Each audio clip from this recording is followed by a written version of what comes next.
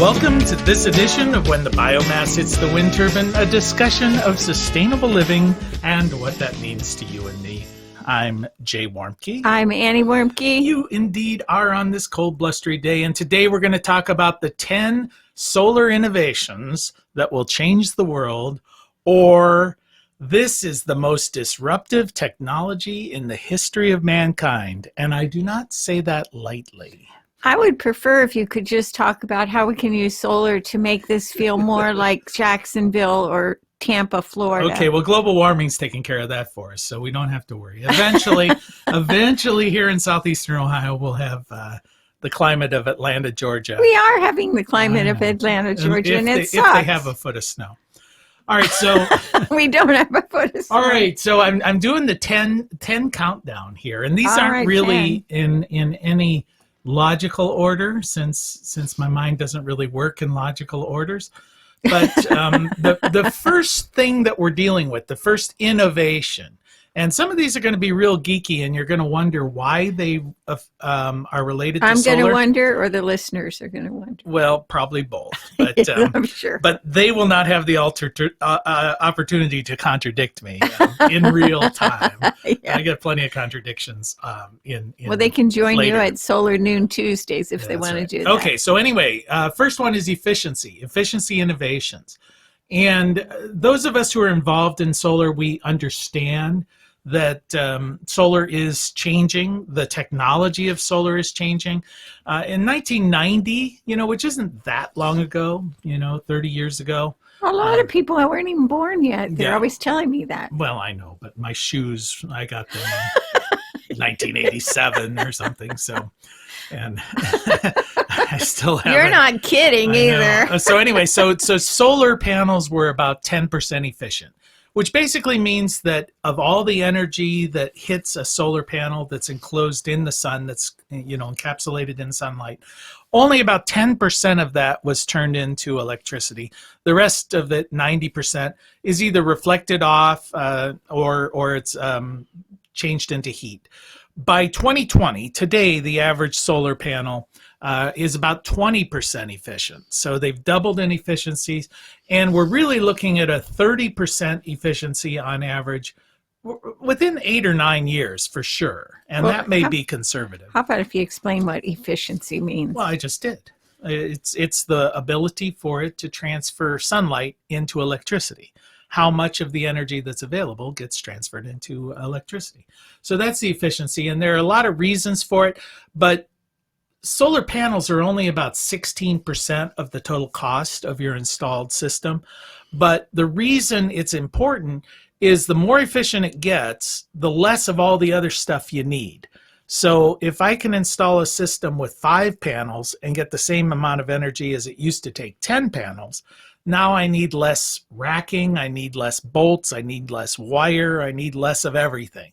So it really does transfer down to, if I can get a 50% increase in efficiency on the solar panel, I'm going to get close to a 50% decrease in the cost of my system. Well, one thing, too, is that the other components have actually gotten better. And like microinverters, in 1990, I don't think they were really using microinverters. That was quite an innovation in the last 20 years or so. They did exist, but they were very expensive. But as you say, and that leads into item number 2, which is lower costs. Lower costs for solar. Again, when you look back at how much solar cost in the 1970s, we were looking at solar panels that cost in the neighborhood of $100 a watt. So a standard 300-watt panel would have been about $30,000. Well, that's not very practical. Obviously, nobody's going to install that. But California was big. The government subsidized a lot back in the 70s and early 80s. Yeah, but not in solar. Solar is a technology that's really been only commercially available for about the last 10 years. They did solar thermal, heating up water, but now... But not panels. No, not solar panels. I guess that's what I was talking about. The world was only really the only customers of solar panels back in the 70s would have been NASA, like Exxon bought them, or it wasn't maybe Exxon the military. then. Maybe the military, but that would have been pretty leading edge. So we've seen the price go down from $30,000 a panel or like $100 a watt down to about 25 cents a watt. So now that 300 watt panel is going to be, you know, $70, $80, which is amazing. And all of these things go, you know, trickle down to all of the installation. And when you're installing a PV system, only about 40% of the cost of the installation are the materials, like the panels and the inverters and the wire and all that. About 30% of the cost is going to be in installation, and about 30% is going to be in the planning, design, profit, permits, shipping costs, lots of miscellaneous stuff. So what we really have to see, and what's beginning to happen, is how do we get rid of some of those other soft costs, they call them. Because the hardware costs are coming down. Just like the cost of a computer goes down, the cost of solar goes down, the electronics go down. How do we get rid of those soft costs? And there are a few innovations out there. Things like there's a thing called Solar App, which is sort of a one-size-fits-all application for getting permitting. That's going to reduce the cost of all of these fees that government puts in. Hopefully. Don't they already do that in places like Australia? Yeah, Australia is a good model to look at what we could do today. Because in the U.S., it costs between $2.50 to $3 a watt to install a residential system if you go out and hire somebody. But in Australia, it's only costing between $1 and $1.50. So, you know, less than half the cost. And they're a pretty, you know, their economy is similar to ours. But the reason why everything is so cheap there is, first off, they didn't have these silly tariffs that a recent administration, which will not be named, imposed upon solar and electronics and metal. But then they also have government policies that really try and facilitate people putting solar on their roofs. So they have a national application form, national processes. So is this a combination of socialism and republicanism? It's like do away with a lot of the controls, but then, you know, the government supports it. Yeah, we see a lot of that where we want government off our backs unless it's something I disagree with. Then I want government to step in and make sure it doesn't happen. So that brings up my favorite of the 10 that you're going to talk about today, and that is government mandates. Oh, overreach of government. And we've seen this happen. Of course, the two that we have currently in the United States, California and Hawaii, both mandate that if you're building a new home, you have to put solar on that home. Yeah, we have a mandate that says if you build a new home, you're not allowed to put it on there. We're still waiting for indoor plumbing, but you know, they're working, you know, on solar. But but this is proven to be very, very efficient and effective. And what you find is really when you're building a new home, the cost of solar is inconsequential, you know, to the overall cost of the building. It's like putting marble countertops on in your kitchen. It's so cheap compared to the cost of building a new house. In fact, in California, they had a study and they found that it adds on average about $35 to the average mortgage cost, but it saves over $100 in electrical bills. So what happens is if you're mandated to put it on when you build the house, it's just sort of folded into the cost of the house. Yeah, like everything. Yeah, you don't have to. You don't think about do I want plumbing or not? Yeah. Well, here in Appalachia we do. But, no, that's not true either. We want plumbing. We know it's a given. Where to put the car up on blocks in the front yard. That's terrible. Okay. Oh, you're so ornery. But there are also several other states, in fact, 10 other states that are in the process of looking at this and perhaps implementing it. These are Nevada, Colorado, New Mexico, Texas, Minnesota, my hometown, Michigan, North Carolina, Maryland, Pennsylvania, and Massachusetts. Oh, those liberals, man. Yeah, well, it is, obviously, that's like a blue state, all-star list here. You know, if there was an all-star team, you know, that would be it. But it's the start. It's the way these things begin, and then they find that these things really work well, and it becomes part of the culture. But what we find, moving on to number 4, is that community solar is an option because not every home is suitable for solar. because your house might be covered in beautiful oak trees, not the house itself, but the lot shading But the isn't building. this illegal in a lot of places still? Not really illegal, but it does require that the utility participate, and some of these utilities don't want to. So let me back up and explain what it is. It says, okay, if I can't put solar on my home, then can't we have a big solar array somewhere else where it is suitable, and I can just buy a portion of it? So it's like a co-op kind of thing, community like owning solar. a racehorse. Yeah, or owning a part of something. Yeah. You know, you don't own the whole horse; you just It's own a little own bit a of it. share. Yeah. And so what has to happen then is the utility has to say, oh, okay, you've got 10 panels over here in this 1,000-panel array. We're going to allocate that production to your electric bill, which is why the utility has to be involved.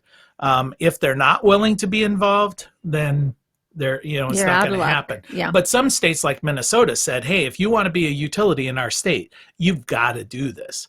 So as a result, like 40% of all the installations have become community solar.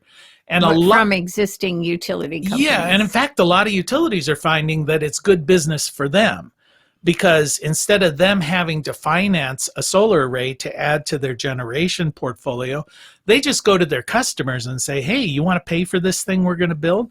We'll give you a share of it. And so a great number of the community solar projects are actually instigated and run by utility companies.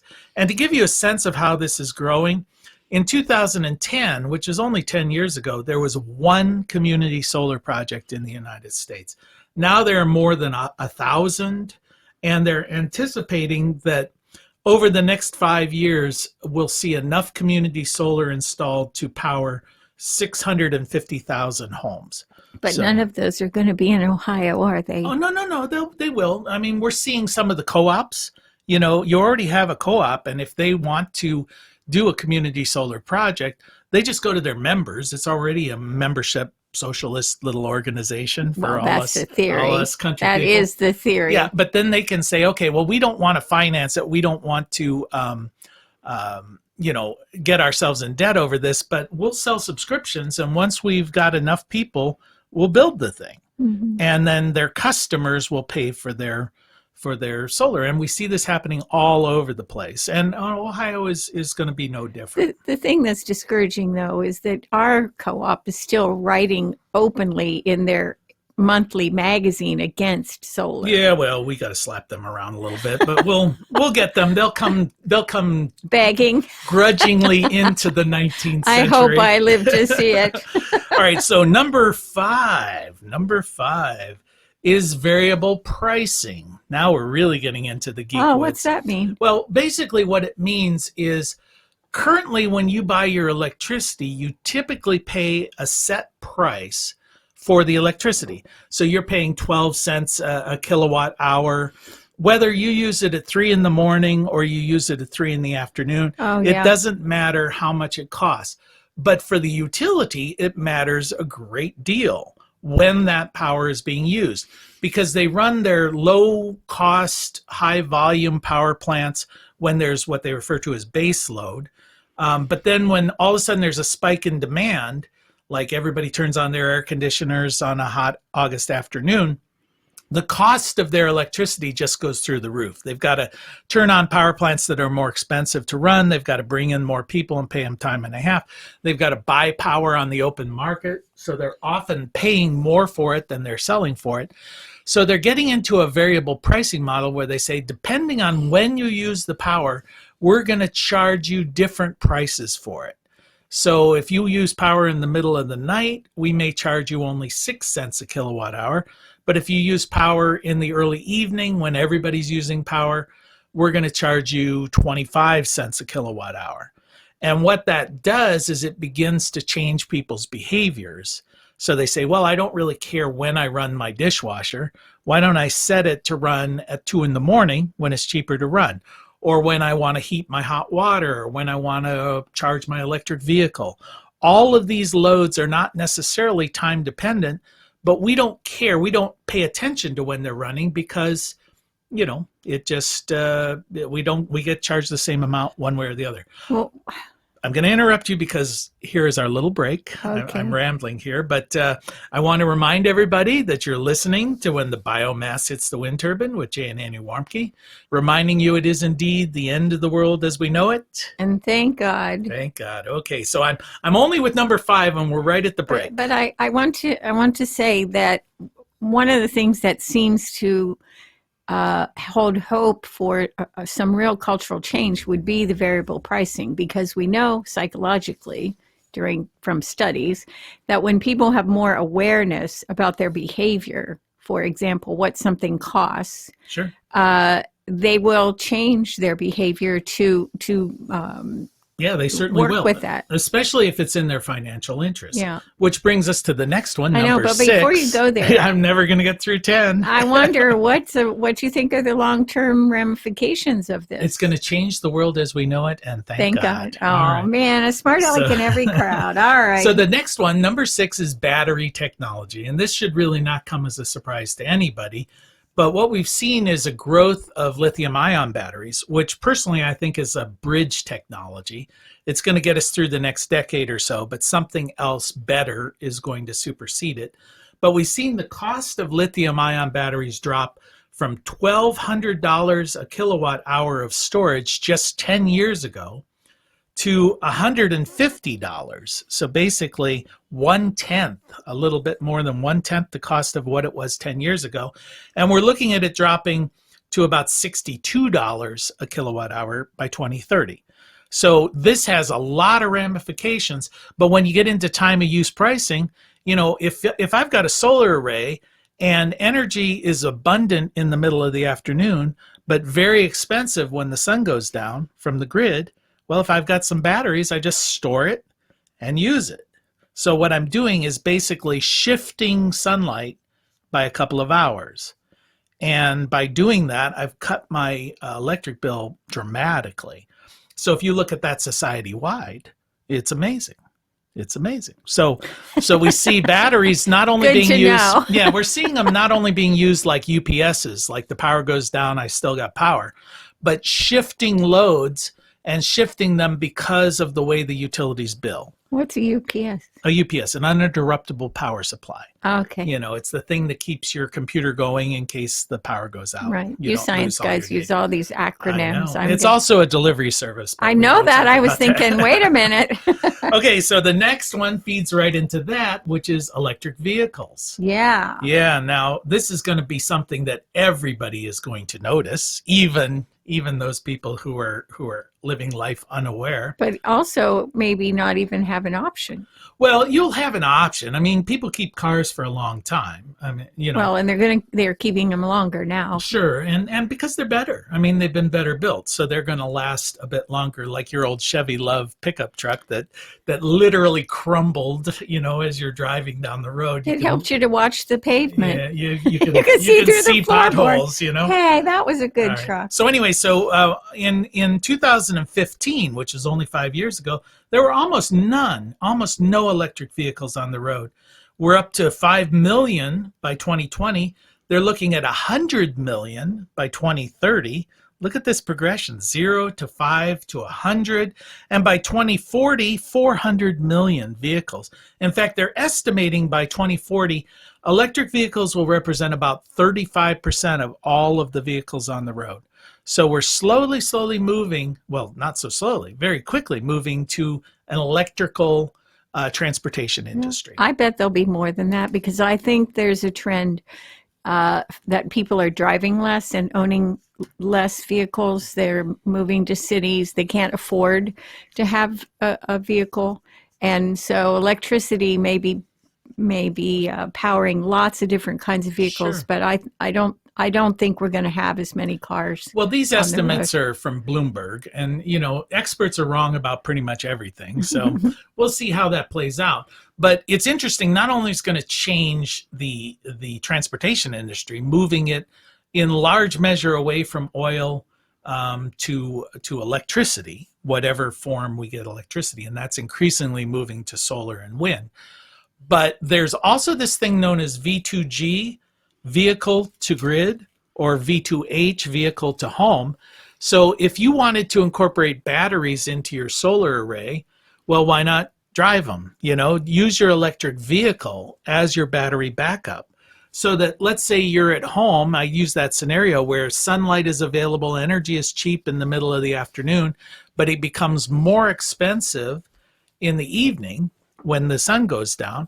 Well, you've just driven back from work where you had your electric vehicle plugged into your office outlet. So you basically stole electricity from your employer, just like you used to steal pencils and things and paper clips. Well, now you've stolen electricity and they gave it to you because you were helping them out in other ways I can't get into. But when you come home, you plug your car in and now your car is a battery backup for your home. Well, that works on the home level where you're now running off the power that's been stored in your vehicle. But it also works on a grid level where, if we've got 400 million electric vehicles plugged into the grid, well, they charge from power on the grid, but they can also discharge. They're a battery backup system for the electrical grid. And that's going to be amazing.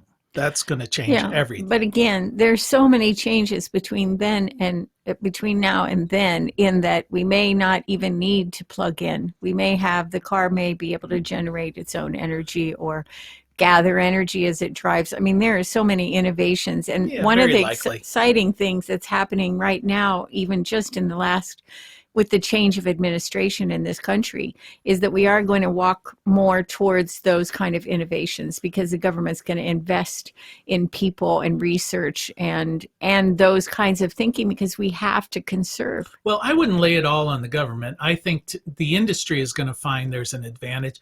I can envision, right now you've got a plug and you plug it into your car.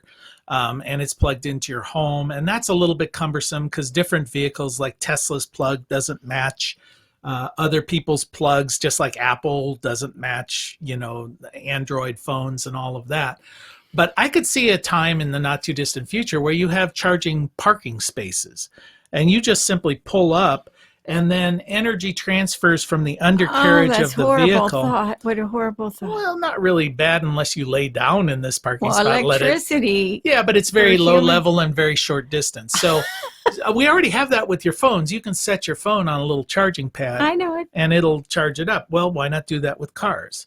And then it's just a logical extension to where as you're driving, the phone or the roadway can be electrified. I don't know how practical that is because our roadway can't even keep from having 700-foot potholes in it. But, we'll see how that works. And then that takes us, now we've got all these electric vehicles. Well, then we've got the smart grid.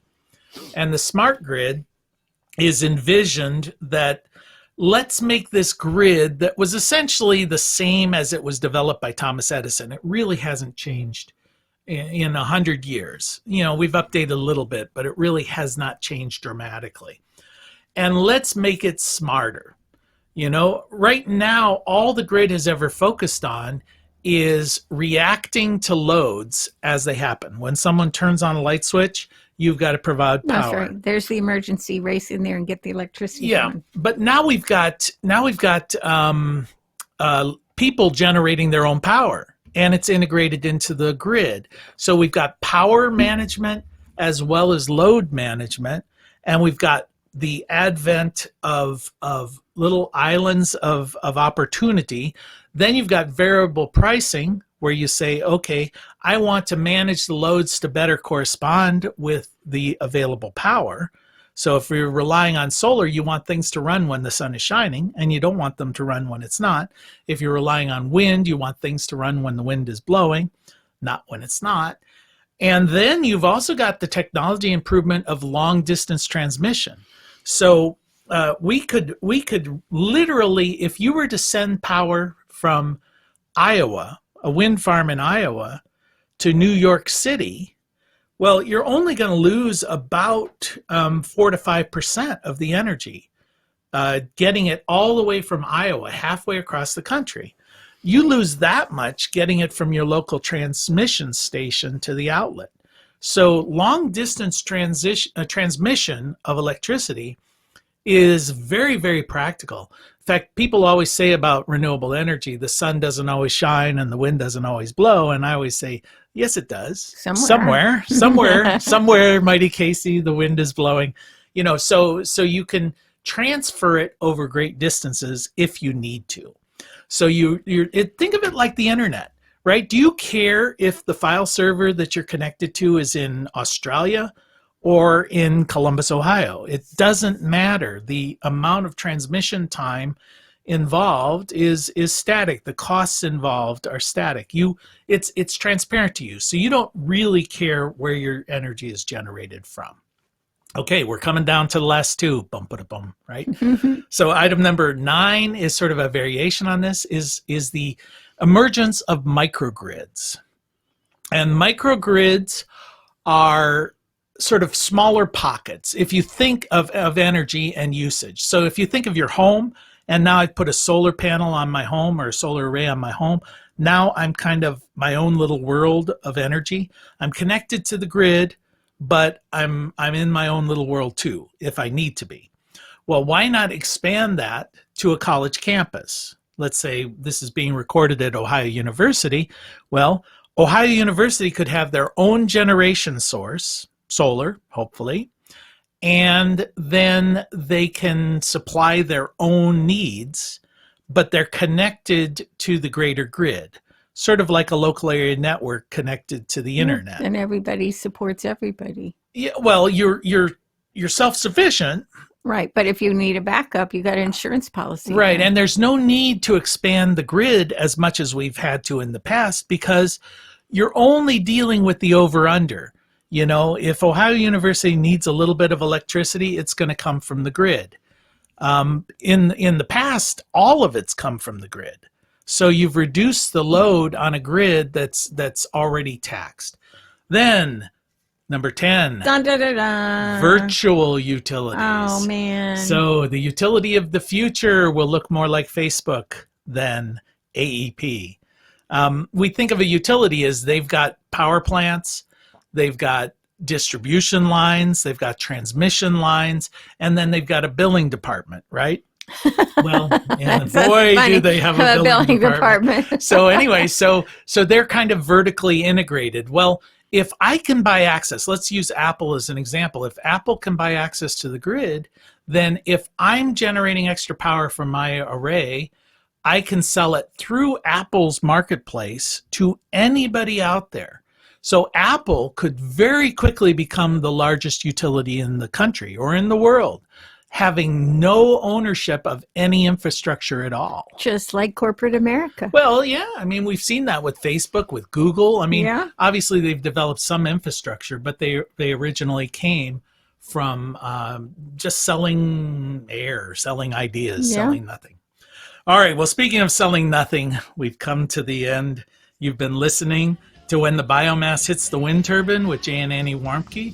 We want to thank our Emmy Award-winning producer, Adam Rich, who is never nothing, always something, right?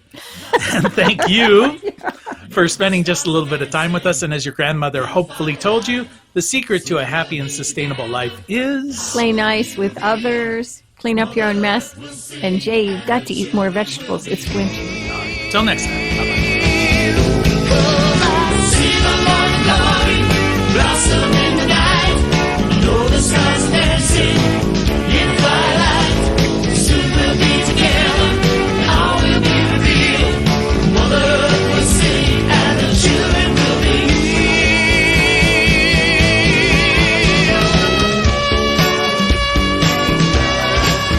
healed. You can find more information on living sustainably in our unsustainable world at bluerockstation.com.